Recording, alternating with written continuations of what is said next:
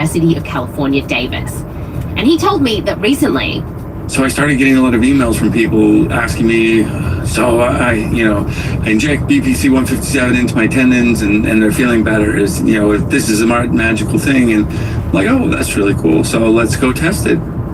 Yeah, he wanted to see if BPC 157 can really heal tendons and ligaments, which can be very difficult injuries to treat. So it would be great if all you needed was one cheeky injection and off you go. And here's how Keith tested it. His first step is basically building a little tendon in a dish. We take cells from people who basically rupture their Achilles. They come to our medical center to get their Achilles tendon repaired. And what we do is we take the little broken piece. Keith's team takes the roughed up cells of the human tendon, embeds them in a gel, puts it all on a tiny bone-like scaffolding, and then yada yada yada, the cells will start to replicate.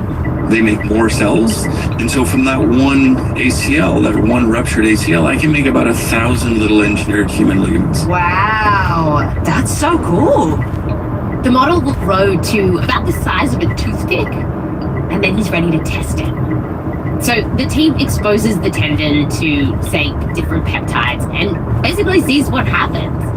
And he told me that often it's pretty obvious if it's doing something. If you wiggle it, normally you'll see it move a little bit. If it's stronger, it'll stay nice and stiff. If it's really weak, it'll flop around. So you can see that these drugs or these treatments are really either having an effect on the tissue or they're not. And they've seen this with another peptide called insulin-like growth factor 1. Some people, in particular bodybuilders, use IGF-1 to get stronger. And in high doses, it's not safe. It can increase your risk of heart disease and cancer, but it's been studied for a long time and it can help you build a bit of muscle and make you bigger. In fact, not just you.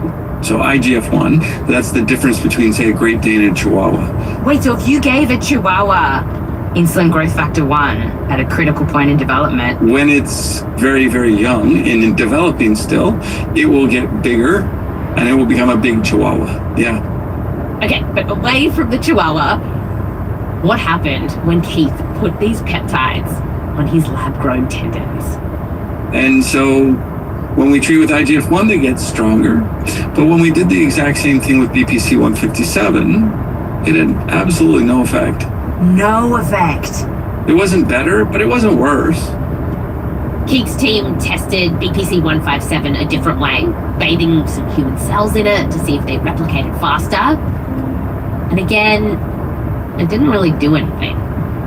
Now, this doesn't totally put the kibosh on BPC 157. Keith has just started studying this. He hasn't even published the data yet. He wants to keep running tests. And he says that just because BPC 157 might not do anything to his tendon in a dish, doesn't mean that it doesn't do something when you put it into a body. So, for example, other researchers have found evidence in rats and studies that might promote something called angiogenesis. Or the production or the making of new blood vessels, supposed to increase the ability to get blood flow to whatever tissue that you're trying to regenerate. And Keith says you wouldn't see new blood vessels popping up on what's basically a disembodied tendon in a dish. So to find out if this peptide really does increase angiogenesis and more broadly helps you heal from injuries, we really need to test it in a human body, right? Not just human flesh. So what studies do we have here? Let me tell you. So in 2015, a placebo-controlled safety trial for BPC 157 was registered on the US government's website for clinical trials. But the results were never published. Another study from 20 years ago of 46 people with ulcerative colitis either got a BPC 157 enema or a placebo each day for 2 weeks.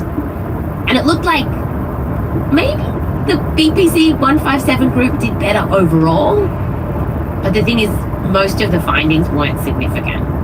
And then there's a doctor who, by the way, wrote a book called The Fountain of Youth with Peptides. And he has a clinic in Florida where he injects people with peptides. and he gathered up 12